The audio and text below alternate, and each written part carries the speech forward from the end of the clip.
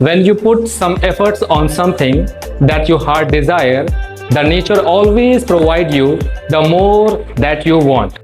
आज हम स्टार्ट करने जा रहे हैं अपने सेकंड एपिसोड के साथ, जो एक ऐसे क्रिएटर हैं, कंटेंट क्रिएटर हैं, जो पिछले 2 साल से एक ग्रोइंग स्टेज पे वर्क कर रही हैं। और अपने गेस्ट को वेलकम करता हूं और उनसे एक रिक्वेस्ट करता हूं कि आप एक बार अपना थोड़ा सा इंट्रोडक्शन ज़रूर दें, जिससे कि मेरे व्यूवर्स को ये पता चल सके कि वो आप किस फील्ड से बिलोंग करती हैं। जी, मेरा नाम खुशी गुप्ता है और मैं इंस्टा पे कंटेंट क्रिएट करती हूँ। इसमें जैसे मैं मॉडल फोटोशूट्स और प्रमोशनल ये सब ज़्यादा बनाती हूँ। अगर आप प्रमोशनल वीडियोस और ये बनाती हैं तो आप को इस वीडियोस को बनाने में, क्योंकि मैं तो देखता हूँ रेगुलरली कि 30 सेकेंड्स की और 60 सेकेंड्स की वीडियोस होती हैं इंस्टा रील में, तो आपको इसमें कितना समय लगता है उसको बनाने में? देखना आसान है लेकिन इसमें 2 से 3 घंटे की मेहनत होती है उसके पीछे। उसमें हम लोग का कैमरामैन जो रहता है और बाकी जो उसमें टाइमिंग, कभी धूप हो कभी छाँव हो, हमने हर तरह से बनाना जैसे रहता कि है। अभी भी बहुत सिचुएशन ऐसी है, थोड़ी सी कॉम्प्लिकेटेड क्योंकि है। लोग भी आ जाते हैं, हेजिटेशन भी होती है, किसी में बोलना पड़ता है, किसी में एक्टिंग, तो लोग अलग अलग तरह से सोचते भी हैं, तो हम लोग को हर चीज़ के बारे में सोचना पड़ता है। अच्छा, एक फीमेल क्रिएटर होने की वजह से भी आपको इस चीज़ को लेकर बहुत सोचना पड़ता है, क्योंकि सामने वाला व्यक्ति क्या क्या सोच सकता है। क्योंकि लड़की होने की वजह से हम लोग को काफी दिक्कतें भी होती हैं, लोग अलग सोचते भी हैं और निकलने में भी दिक्कत होती है। स्टार्टिंग में काफी प्रॉब्लम्स भी आती हैं इन सब में। अच्छा, तो आप अभी रेगुलर इस फील्ड में जो अभी रेगुलरिटी जो आपकी बनी हुई है वो कितने सालों से है? मैं रेगुलर शायद 1 साल में ज्यादा कंटिन्यू करी हूँ, क्योंकि मैंने बीच में प्राइवेट कर लिया था किसी रीजन की वजह से। अच्छा, इसलिए कोई पर्सनल रीजन है कि? पर्सनल रीजन नहीं, बस फेक आईडी ज्यादा बनना। अच्छा। और बहुत ऐसा कुछ हुआ। इन सब चीज़ों को लेकर बहुत वो रहना पड़ता है, सावधान रहना पड़ता है, क्योंकि एज अ फीमेल क्रिएटर भी काफ़ी सारी गलत बातें होती हैं। इसीलिए ध्यान रखना पड़ता है। जी, तो मैं अब इस चीज़ को कंटिन्यू करते हुए ये आपसे थोड़ा सा इस आपके जो जर्नी है उसको थोड़ा सा सबसे पहले लेके फेज पे लेके चलते हैं। जी। और मेरा सवाल इससे ये है कि जब आपने इसको पहली बार स्टार्ट किया तो आपने कैमरा को कैसे फेस किया था? पहली बार में तो अच्छा नहीं बना था और ट्राई करते करते अच्छा होने लगा था। आपने किस एज पे स्टार्ट कर दिया होगा?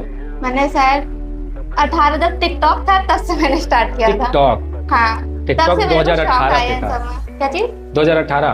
हाँ, टिकटॉक से फिर काफी मौज ऐप पे, जोश ऐप पे, टिकी ऐप से अर्निंग भी की काफी। अच्छा, तो काफी सही चला। उसके बाद फिर इंस्टा रील्स आ गया, क्योंकि वो सारी एप्लीकेशंस चाइनीज एप्लीकेशंस थी, वो बैन हो गए इस वजह से। और इसी वजह से मुझे लगता है कि इंस्टाग्राम भी बूम पर आया, ज्यादा चल रहा है, क्योंकि काफी लोग टिकटॉक से फेमस हुए तो सबको फेम मिल गया था इस वजह से। अच्छा, उसी एज में आपने भी सोचा कि चलो मैं भी फेम पा लेती हूँ। कोशिश करने में क्या जाता है, बाकी देखने में तो लगता है कि हाँ आसान है, लेकिन ये आसान नहीं है। बट मुझे ऐसा लगता है कि जब आप फेम पा जाते हैं तो बहुत ज्यादा दिक्कतें आ जाती हैं। हाँ, प्रॉब्लम्स में भी होती हैं, काफी कुछ फेस करना रहता है, काफी कुछ अच्छी बातें होती, कुछ बुरी बातें होती हैं, तो हर चीज को देखना पड़ता है। लेकिन अगर आप आगे बढ़ रहे हो तो आपको उसमें अपने भी फोकस करना है, सबको इग्नोर करके। अगर आप अब आपके फॉलोवर्स एटलीस्ट मुझे लगता है कि 10K फॉलोवर्स आप ग्रोइंग कर रही हैं और भी आगे ग्रो करेंगी, तो आपकी लाइफ में क्या चेंजमेंट आया है? चेंजमेंट ये है कि पहले मुझे रोक टोक होती थी, अब मुझे रोक टोक नहीं है, अब पूरा फैमिली सपोर्ट भी मुझे मिल रहा है। तो वो क्या वजह थी, जिससे कि क्योंकि मुझे पता है कि जब आपने स्टार्ट किया था, आपने अभी जैसे बताया कि जब स्टार्ट किया तो घर वालों ने भी थोड़ा सा रोक किया था, क्योंकि कुछ लोग ऐसे थे जो इंस्टा पे रील देखते थे और घर पे आके कमेंट करते थे। तो इस वजह से मुझे काफी दिक्कतें आई थी और लोगों का सोचना था कि तैयार होके किसको दिखाती है भाई। गलत सोच, मेंटालिटी थोड़ी सी गलत थी। बस इसी वजह से मैं थोड़ा बंद कर देती थी बीच में। कई मैंने प्राइवेट केस वजह से मैं अटक गई हूँ 11 केक पे, और काफी लोगों ने रिपोर्ट मारने की भी कोशिश की। अच्छा। इस वजह से कई बार आईडी आई गई है मेरी, लेकिन ये कि चल रही है। काफी लोगों ने सपोर्ट भी किया है मुझे इस लाइन में, खासकर मेरा भाई। अच्छा, आपके भाई? हाँ, मेरे भाई का पूरा सपोर्ट था इस लाइन पे। और कौन सा फेज था जहाँ पर आपके फैमिली मेंबर्स और पेरेंट्स ने रोक लगाना बंद किया था? अर्निंग होने के बाद। अर्निंग? हाँ। और आपकी पहली अर्निंग या पहला चेक जो आपका आया था वो कितने डिजिट का होगा? 4 डिजिट का। 4 डिजिट का? हाँ। काफी बड़ा। हाँ, तो स्टार्टिंग की फेज में अगर इतना बड़ा चेक आ जाए तो ठीक है। हाँ, अच्छा लगा तो उस टाइम में कि हाँ मेरी मेहनत सब शायद सफल हो रही है। तो बहुत अच्छा लगा होगा। अरे खुद के पैसे कमाए किसको खुद अच्छी नहीं लगती। आपको इस जर्नी को स्टार्ट करने पे आपका कोई इंस्पिरेशन कोई पर्सन ऐसा, कोई व्यक्ति ऐसा जो आपको इंस्पायर किया हो? इंस्पायर तो नहीं, लेकिन इंस्टा पे रील देख देख के लड़कियां लोग कार लेती थी, एक घर लेती थी खुद के पैसों से। तो वैसा मैं सोचती हूँ काश मैं कुछ ऐसा dream। करूँ कि घर वालों को प्राउड फील हो, या उनको लगे कि हाँ इसने ये लाइन चुनी है तो अच्छी ही चुनी है, कभी उनको रिग्रेट ना हो इस वजह से।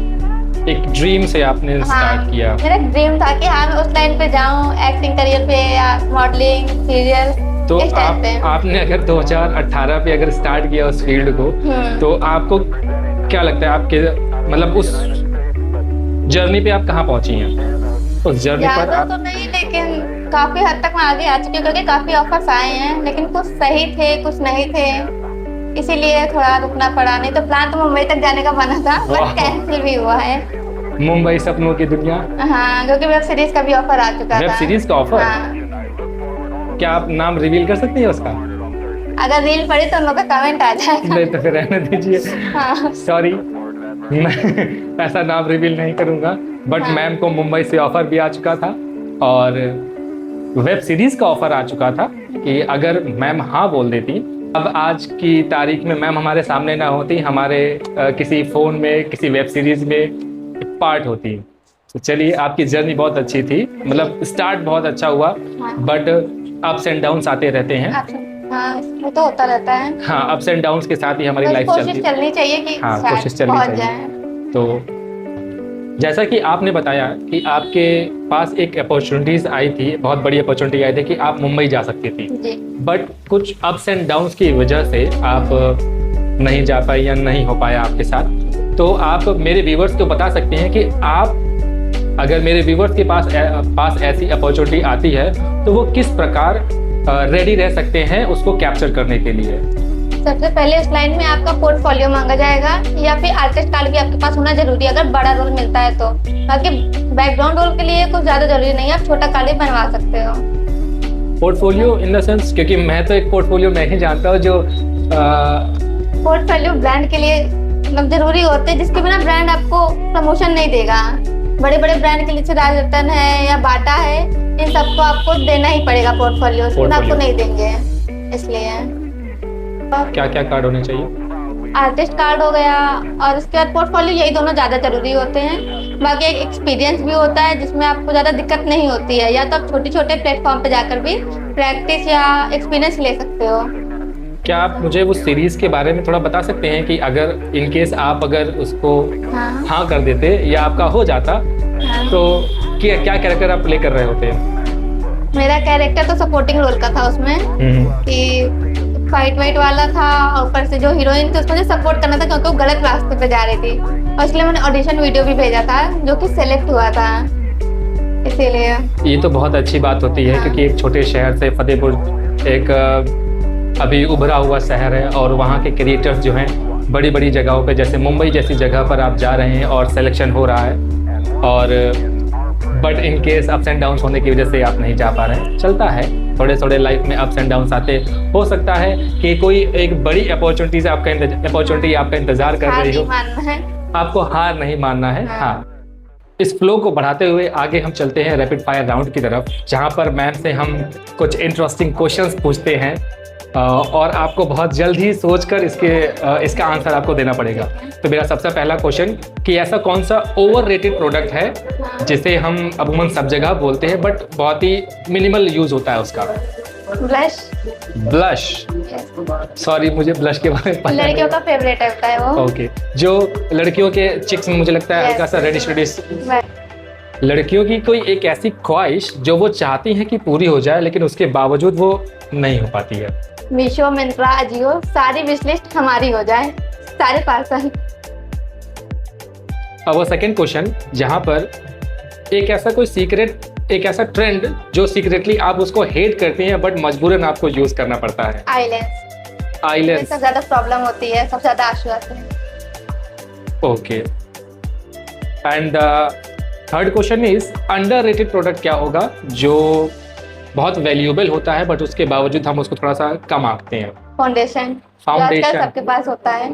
फाउंडेशन वो तो बेस होता है मुझे लगता है मेकअप्स के लिए। नहीं, उसके लिए अलग कंटूर होता है। Sorry, I don't know.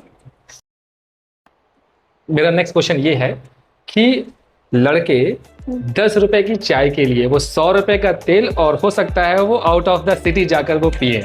But ऐसी कौन सी ख्वाहिश या ऐसी कौन सी चीज होती है जो लड़कियां करती हैं आउट ऑफ द बॉक्स जाकर?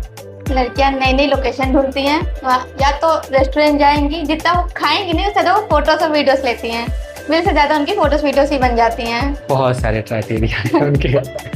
मुझे लगता है वो इंस्टाग्राम में एक ऐसा भी ट्रेंड चला है हाँ। कि एक बार अगर कोई ड्रेस में फोटो डल गई है तो वो दोबारा यस, रिपीट नहीं होनी चाहिए। रिपीट नहीं होनी वो कपड़े चाहिए। पुराने हो चुके हैं।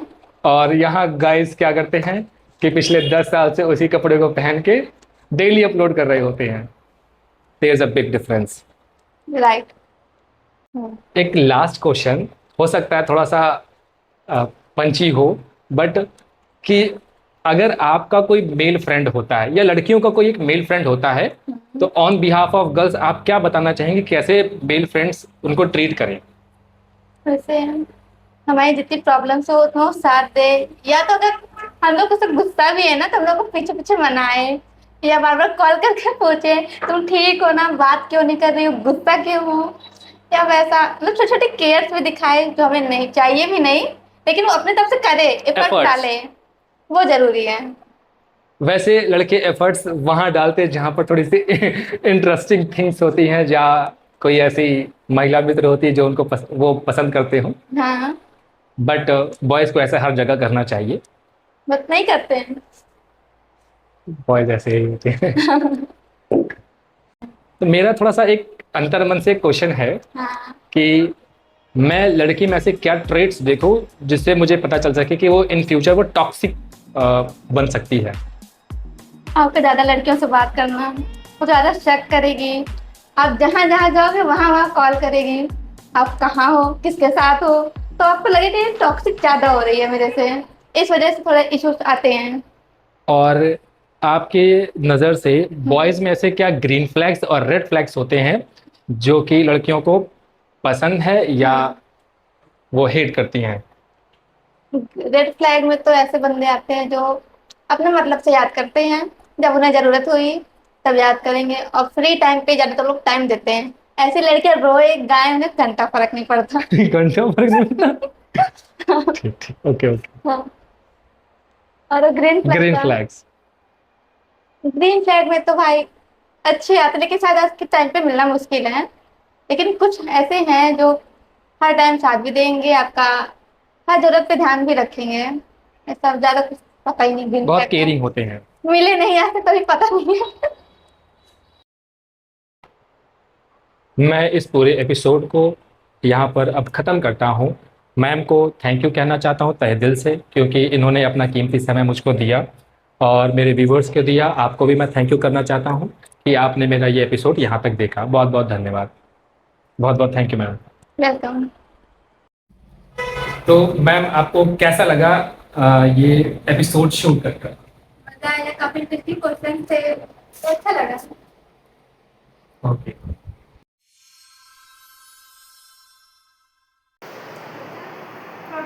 ऐसा कोई